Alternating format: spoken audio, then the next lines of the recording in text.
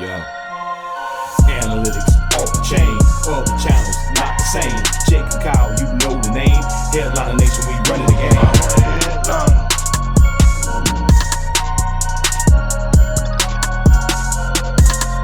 I'm a headliner.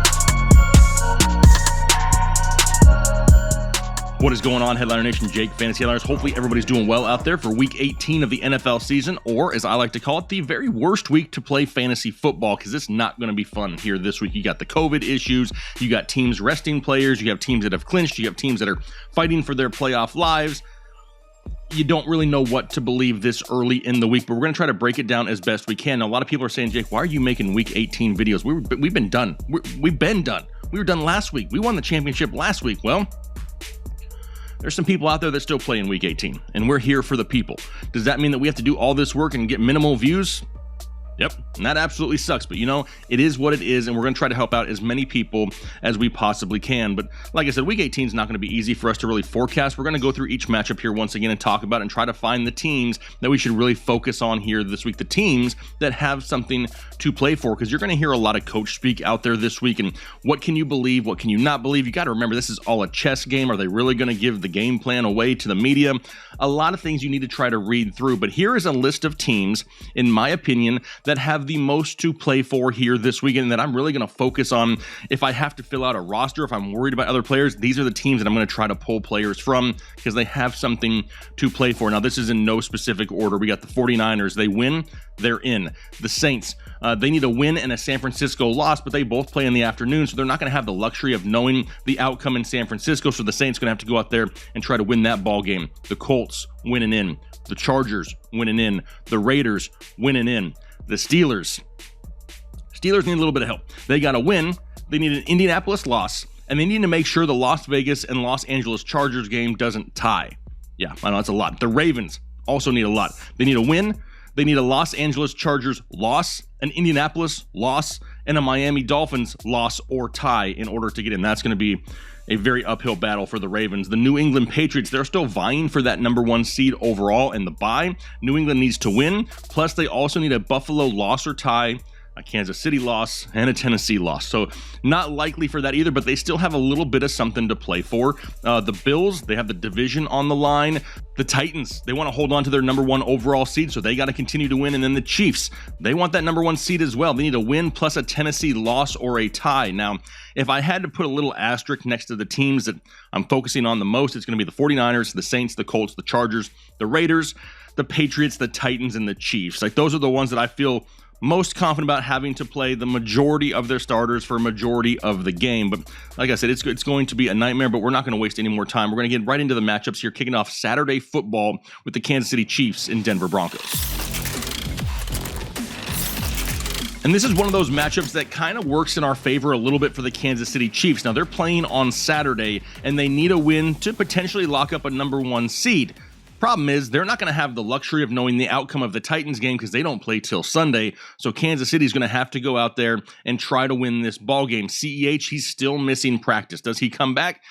I really don't think so. I mean, they're locked into a playoff spot anyway. They would probably rather have him healthy for the first round of the playoffs. Maybe they do get that number one overall seed. They get the bye. Whatever it may be, I think that they continue to rest CEH and rely more on Darrell Williams, who once again becomes a top 15 play in fantasy football, maybe even higher by the time we get to the weekend when some of these situations get a little bit more clear. I mean, Darrell Williams is somebody who just goes out and continually produces when there is no CEH. Now, do I expect Darrell Williams to be rested at all? Not a whole lot. I mean, we're starting to see Derek Gore a little bit more in this offense anyway. Like, he's still splitting the backfield, but the pass catching work and the big playability, the touchdown upside, still going in the way of Darrell Williams. Don't be surprised if they do get a lead here late, that we see a lot more Derek Gore late in the ball game, but I'm hoping by that time we've had enough Darrell Williams to really give us a solid fantasy day, so he's going to be the guy that I start here with Denver allowing right around 17 fantasy points per game. We kind of need this game to stay close, though, so we get more Darrell Williams. For Denver, I mean, Drew Lock is really hurting this run game. Like bad. I mean, the 2 weeks with Locke has been the worst 2 weeks of the season for Javonte Williams and Melvin Gordon combined. The defenses are just not scared of Drew Lock, at all. Locke is also dealing with a shoulder injury, though, and we know that Teddy B is still in concussion protocol. Denver has nothing to play for. What are they going to go out there and do? Is this a week that we see Brett Rippon start at quarterback? Not ideal, but Kansas City does allow right around 17 fantasy points per game. We know the volume should be there if they do go to Brett Rypien because they're going to try to take some of that pressure off of him, utilize Melvin Gordon, Javonte Williams a little bit more. Like I've said all year, I don't think at this point of the season you can afford to sit either one of these guys just due to lack of options that we're going to have. So they're both going to be solid flex plays for me here. Once again, not super high in my rankings, but somebody who could probably go out there and get right about 12 to 15 touches and hopefully find the end zone for your fantasy team this week. Which will take us to the second game on Saturday, the Dallas Cowboys and Philadelphia Eagles, two teams that really have nothing to play for, right? They've both clinched spots in the playoffs already. We know that. Do they play their starters or do they just play limited snaps? Another one of those huge question marks for week 18. Now, nothing is safe in this matchup. I will say that I think if this was still a regular season game, with things on the line, I don't know if this matchup would be safe then either. Both are above average run defenses. It's a shorter week for them playing on Saturday. We know that Boston Scott has been added to the COVID list. Does he make it back in time here this week? That's a question mark for the Philadelphia Eagles. We know that Jordan Howard is touchdown dependent. Kenneth Gainwell, super hit and miss. Miles Sanders may not be back until the playoffs. For Dallas, they're starting to temper Zeke's workload a little bit, make sure he's healthy and rested for the playoffs. Tony Pollard dealing with that torn plantar fascia where he's not playing 100% of the snaps. It's not good, right? It's not ideal in this matchup. Now, what do we do? Can we afford to sit all five of these guys? I don't love it. They're going to be playing outdoors in Philadelphia. The temps are scheduled to be down inside the 20s with a chance of snow. In my opinion, as I sit here right now, I would prefer to sit everybody in this matchup. I understand that you may not have the luxury of doing that. Maybe you need one of these guys. If I had to choose one from each team, it's still going to be Ezekiel Elliott. It'll be Boston Scott if he clears the COVID protocol. If it's not Boston Scott and he doesn't make it in time, honestly, I think we could be looking at a Kenneth Gainwell week, giving him a little bit more touches here leading up to the playoffs to make sure that Jordan Howard, Boston Scott, Miles Sanders, that they're all healthy for the playoffs, and that's who I kind of look at in Philadelphia. Pay close attention to the practice reports, and let's kind of see where they're headed going into the weekend, and we'll make our decisions a little bit later, but I just don't love this matchup overall. Which takes us out to Cleveland for the Bengals and the Browns, and we know that Cleveland's already thrown in the towel, right? No Baker Mayfield. He's going to opt to have his surgery. Joe Burrow's come out and said, hey, I'm not going to be playing either. We saw him kind of get banged up at the end of week 17. He was dancing and smoking cigars in the locker room afterwards, but they have to play it safe, right? This is the first time the Bengals have been in this position in forever, so they don't need to risk it. Plus, news has already come out about Joe Mixon. He's been placed on the COVID IR. He will not play this week, so now Samaje Perine turns into a somewhat viable fantasy option. Who do we see here, for the rest of the starters in Cincinnati? Do they just rest Jamar Chase and T. Higgins? Do we see just a little bit of Tyler Boyd? It could be a whole lot of Samaje Perine and a bunch of guys you've probably never even heard of. So Samaje Perine is where I'm going to pivot to here this week for Cleveland. I'm more concerned as to why the usage for Nick Chubb has just kind of gone down. It hasn't been consistent here for the last few weeks. Now, rumors are coming out that he was dealing with a rib injury this past week, and that's why he wasn't on the field very much. But to be honest, he hasn't, gotten the amount of snaps and touches that he should have been getting for like weeks. How come he's not involved in the passing game? A lot of people, he doesn't catch passes. It's not his fault. He hasn't dropped a pass in 2 years. They just don't throw it to him out of the backfield. They don't utilize him like they do Kareem Hunt. And to me, that makes no sense. Do you want to know why the Cleveland Browns are not in the playoffs this year? It's because they totally changed what they were in 2020. They were a run-first team that could not be stopped on the ground. They were a two-headed monster in the backfield. They would go out there and just control time of possession. They weren't asking Baker Mayfield to go throw the ball 35, 40 times a game. He was limiting mistakes because he was being asked to do less. All of a sudden this year, they kind of went away from it, right? The rushing total was still there, but the rushing attempts were down by like 50 this year compared to last year. They ran less. They made Baker throw more, which led to more turnovers, more losses. It's not rocket science here in Cleveland why Kevin Stefanski decided to just change things. I understand that Kareem Hunt got hurt. I know that Nick Chubb has been banged up as well, but you still had guys like Dearness Johnson who could have had more volume. It's a plug-and-play backfield. Whoever plays back there will produce if they're given the volume, and they just kind of went away from it at times, and it's kind of head-scratching, if I'm being completely honest. So for this week, do they bring back Kareem Hunt? What are they going to bring him back for week 18 for? I don't see the purpose in that. We know that the rumors about Nick Chubb and his rib injury, as long as he's 100% full go, I'll start Nick Chubb again this week. I think Dearness Johnson has some sneaky value if you're in one of those deeper leagues, because he could be somebody who gets some extra touches late in the game, or if Nick Chubb is limited at all, then all of a sudden Dearness Johnson becomes that guy. It's something we'll pay close attention to here heading into the weekend, but as of right now, I'm only starting Nick Chubb. Over to Detroit for the Lions and the Packers did exactly what we expected in Week 17, right? We're going to use Aaron Jones sparingly, but we're going to start pounding A.J. Dillon here late in the season, and it worked out just perfectly for them. The Packers have clinched the number 1 overall spot. Is it really worth risking starters at this point for the Green Bay Packers, being that they've already locked up that number 1 spot, especially against Detroit? I mean, now Matt LaFleur has already come out and says, hey, we still plan on playing our starters. Do we believe it? Okay, does that mean that I'm going to play my starters for a quarter, for a few series, for the whole game? Because that would make absolutely no sense. I'm not buying the fact that they played this entire ball game. I'm expecting a lot lower touches for Aaron Jones. Luckily, he's highly efficient and can do something with those lower touches. A.J. Dillon, this is where I start to see an even more of an increase. I'm not talking 25 touches or so for A.J. Dillon because I think they want to keep him healthy as well, but he could definitely be in that ballpark of 16 to 18 with some touchdown upside. So honestly, I have no issues starting either one of these guys this week. I prefer A.J. Dillon. If you throw in Aaron Jones, just be wary that you may not get very much work, and he's going to be somewhat big play dependent. If I had to pick just one from here, I'm going A.J. Dillon.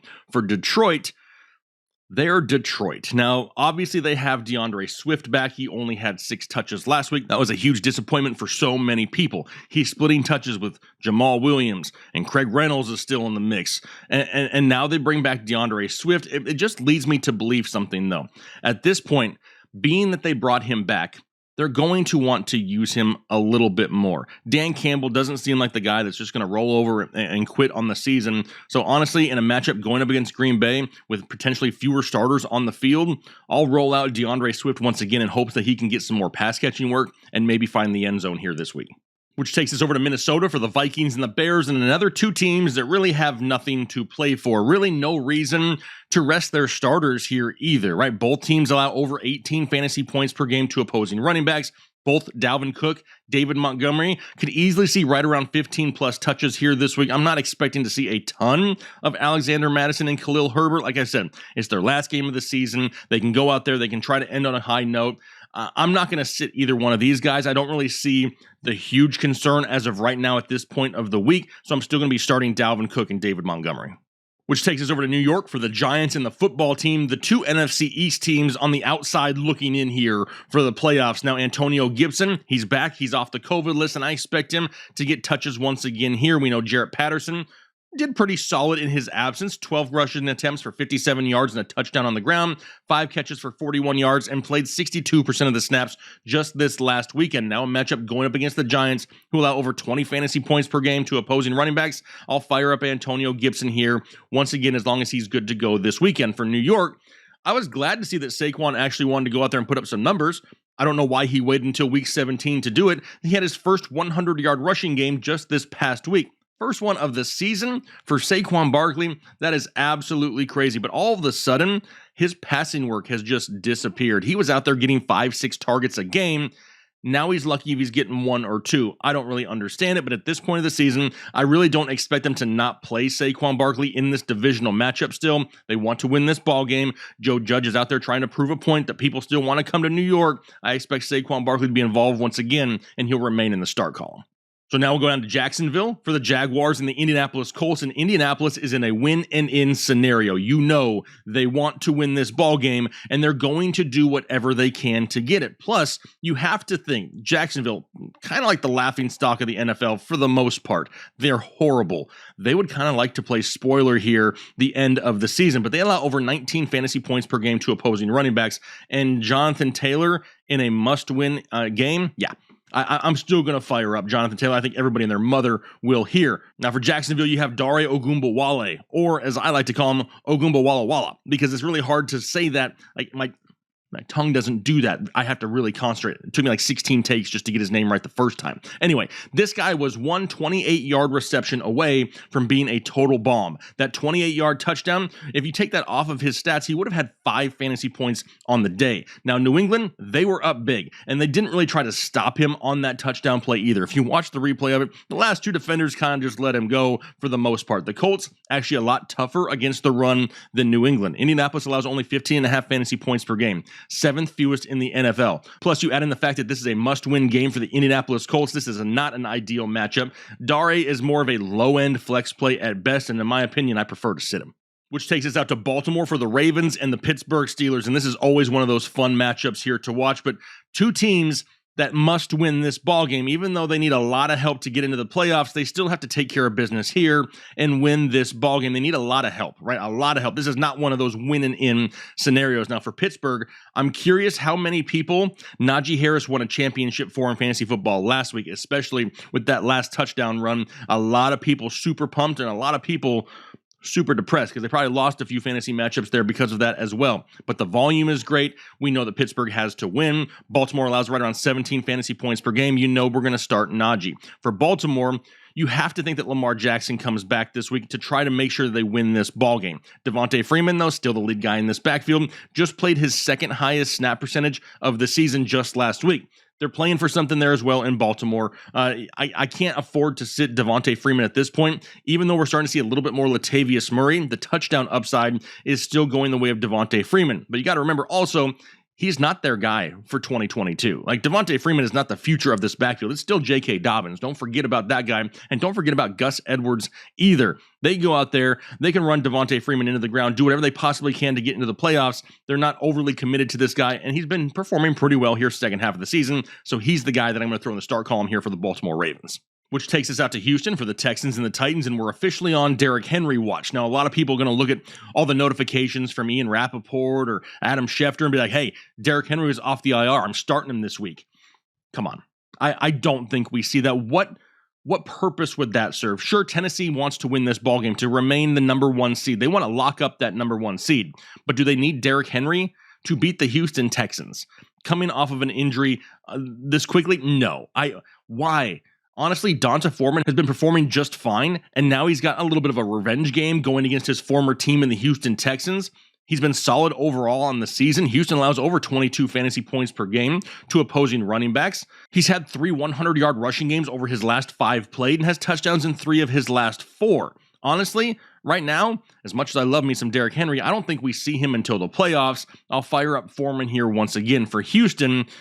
No one is excited to start Rex Burkhead, especially against the Tennessee Titans, who allow right around 14.5 fantasy points per game, second fewest in the NFL. Now, he's only had like 1 game over the last 2 months in which he averaged over 4 yards per carry. Dude had 1 big game. Hype went through the roof. It's still Rex Burkhead. It's still the Houston Texans in a bad matchup. I'm not going to risk it here this week. So we'll head over to Atlanta for the Falcons and the Saints need to win. Plus, they need a San Francisco loss in order to get into the playoffs. But these two teams play at the same time. So they really don't have that luxury of finding out what's going to happen. They're going to have to go out there and try to win this ballgame. But you never sit Alvin Kamara. He bounced back in week 17, and Atlanta allows right around 19 fantasy points per game. You know you start Alvin Kamara. For Atlanta, let me get this straight here real quick.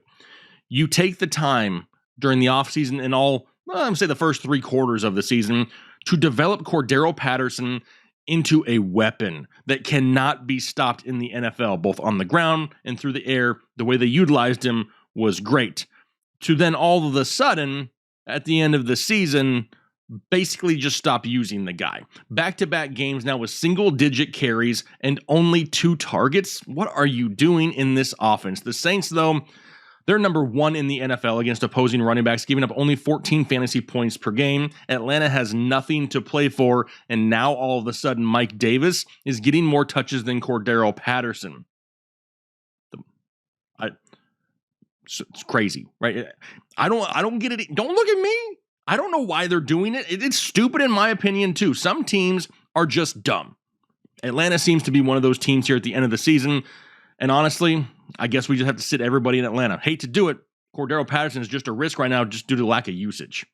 So we'll go out to Buffalo now for the Bills and the Jets. And Buffalo still needs to win this ball game in order to claim the division title. They could probably still beat the Jets, though, with their second stringers. Let's be completely honest. I mean, damn it, Devin Singletary, though, has been playing great over the last few weeks. Now has touchdowns in 3 straight ball games, 20-plus carries in 2 out of the last 3 they've played. And the Jets allow over 25 fantasy points per game to opposing running backs. That is the most in the NFL. I could see them utilizing a little bit more Zach Moss this weekend, which is not ideal because we want those touches to go the way of Devin Singletary. I still think Singletary has the touchdown upside and sees the bulk of the work here, at least early in the ball game. And hopefully by that point, he's giving you the fantasy points that you need. He's going to be a flex play at best, just because they still would like to win this ball game.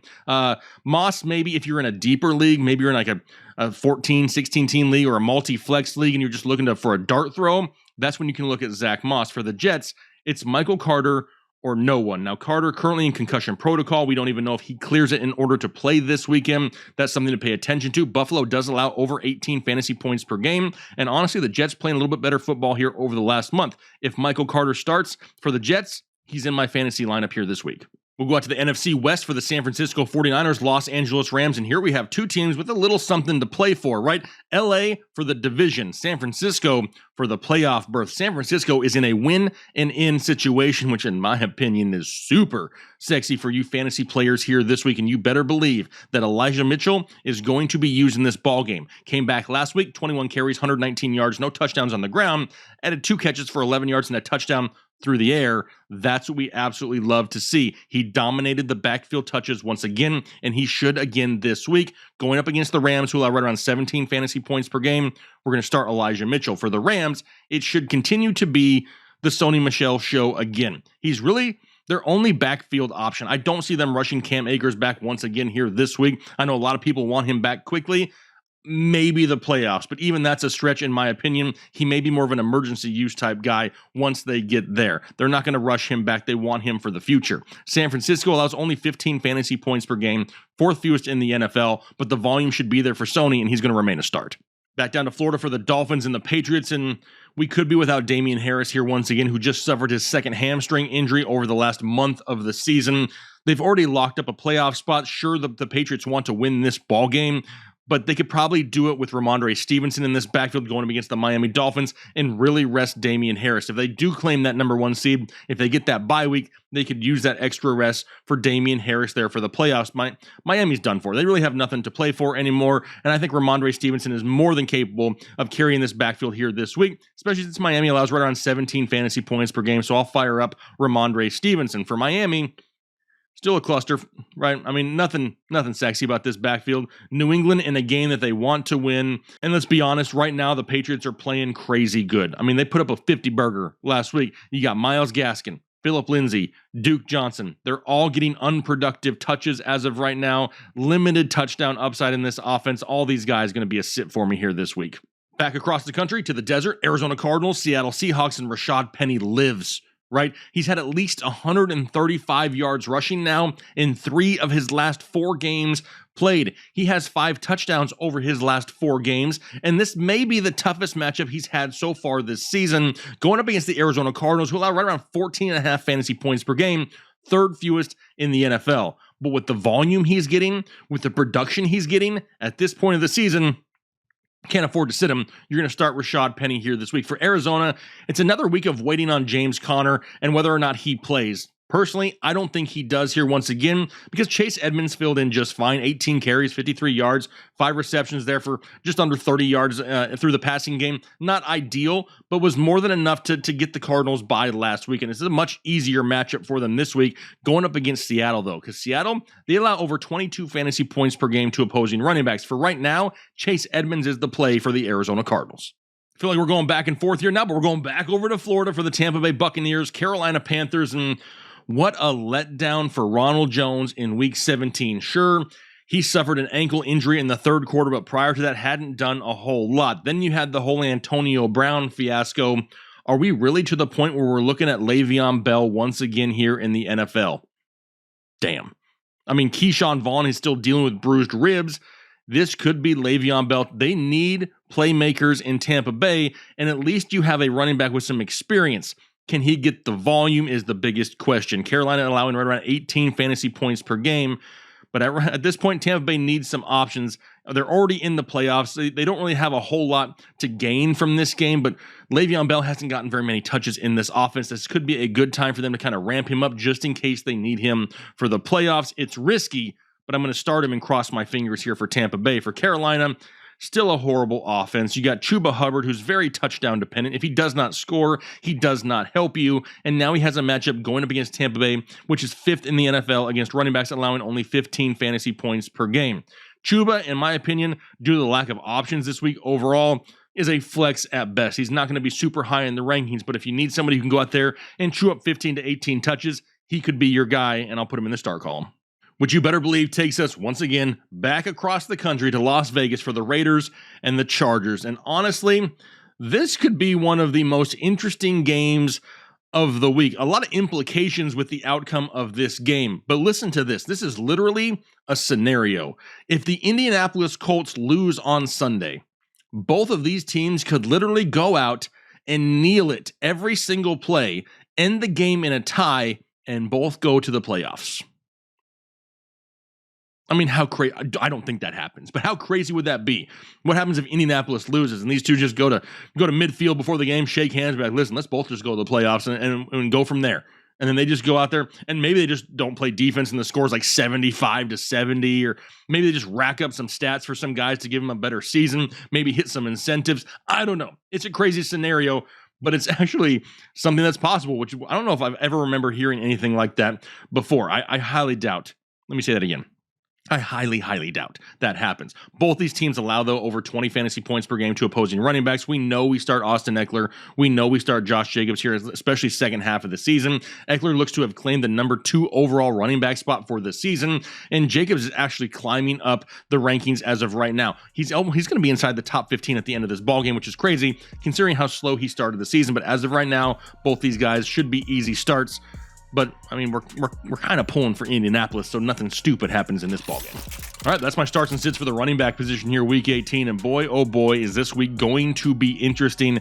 You're going to have to get creative to win your matchup here in Week 18 fantasy football. This may be one of the most difficult weeks ever in fantasy football to try to figure out when you add in the fact of, players resting and COVID issues and injuries. There's a lot of things that can change in a moment's notice, so make sure you stay tuned here to the channel. Hit that subscribe button. Don't unsubscribe in the offseason. We continue to do content all year long, so that way, when the season comes around next year, you already know everything that's happened over the last few months, so make sure you stay tuned for that. Hopefully you guys are out there winning more championships this weekend. If you do, leave a comment down below so we can share in your success with you and congratulate you on your victories, Headliner Nation. But thank you so much for the support this year. Looking forward to continuing doing these videos, right? We're going to do playoff matchup videos.